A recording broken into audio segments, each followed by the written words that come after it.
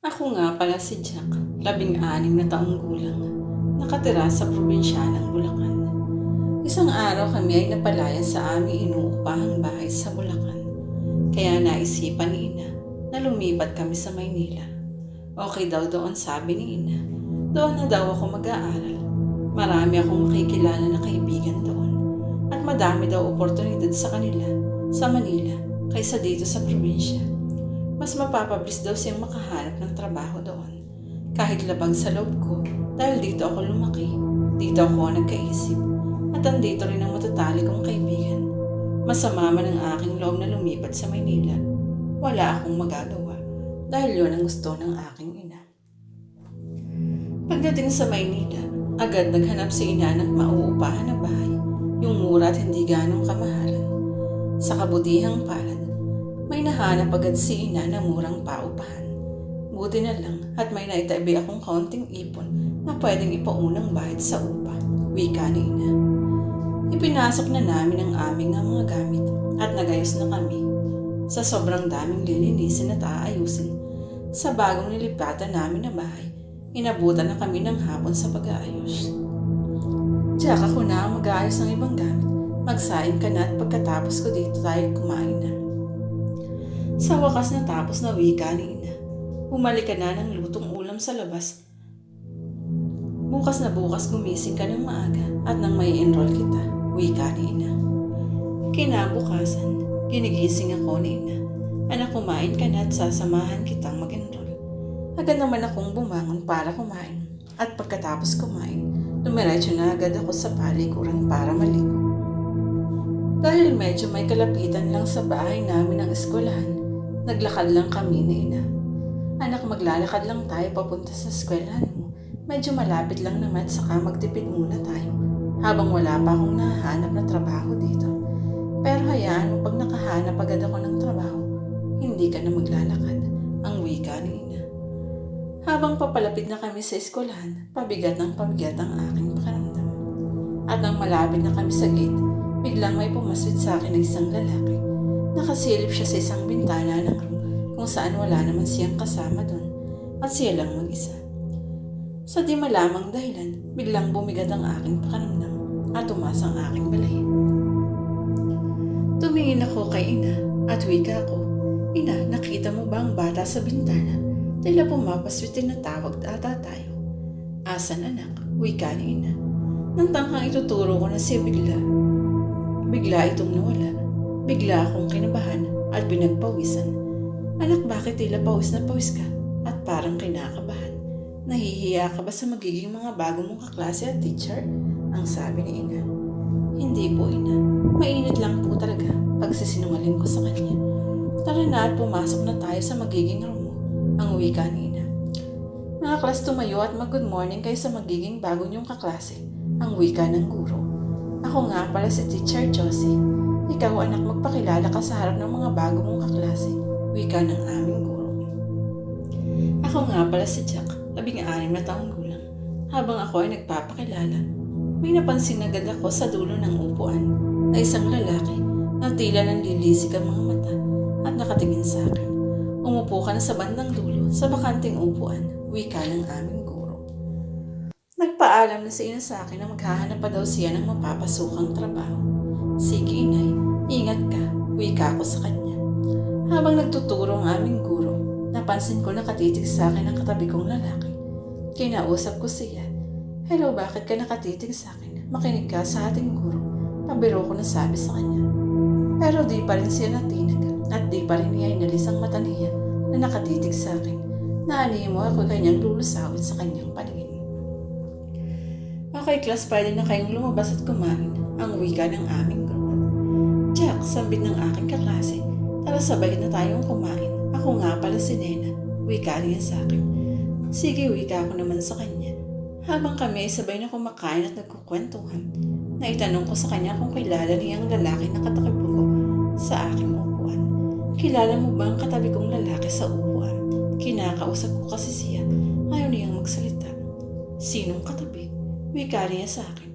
Yung katabi ko sa dulo ng upuan. Wala ka namang katabi doon, sambit niya. Bigla na lang tumas ang aking balahibo at tumulo ang aking pawis. okay ka lang ba? Ang sabi ni Nena sa akin. Okay lang ako, ang wika ko naman.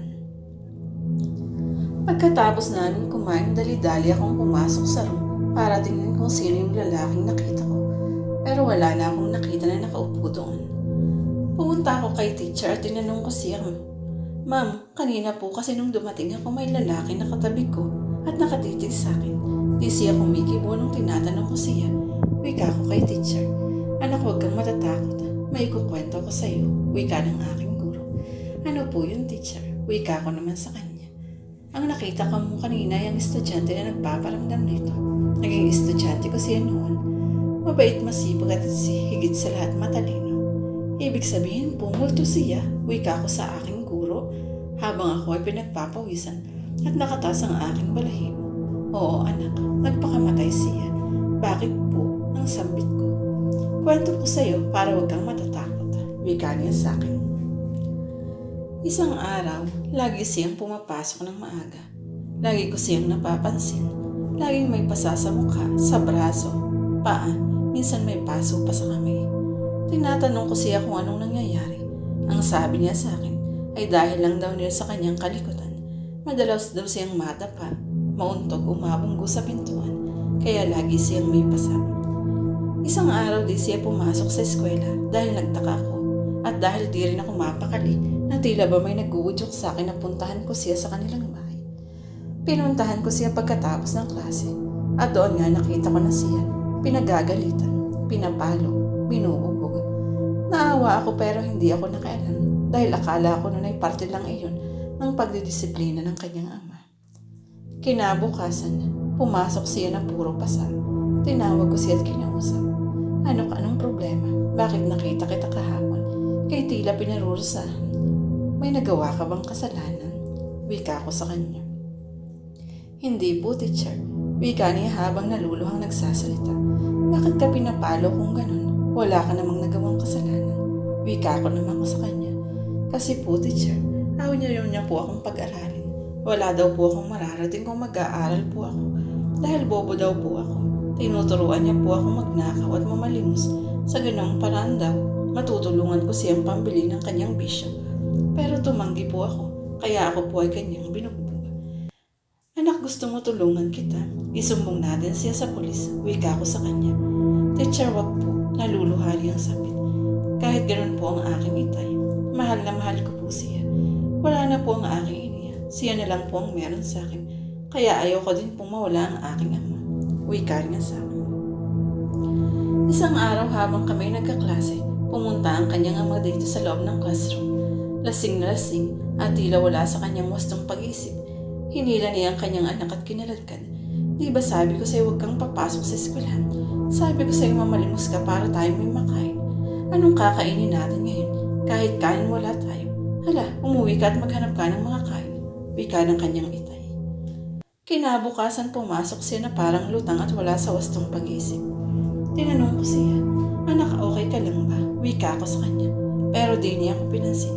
Habang ako'y nagtuturo, nagulat kami sa hiyaw ng isa kong estudyante.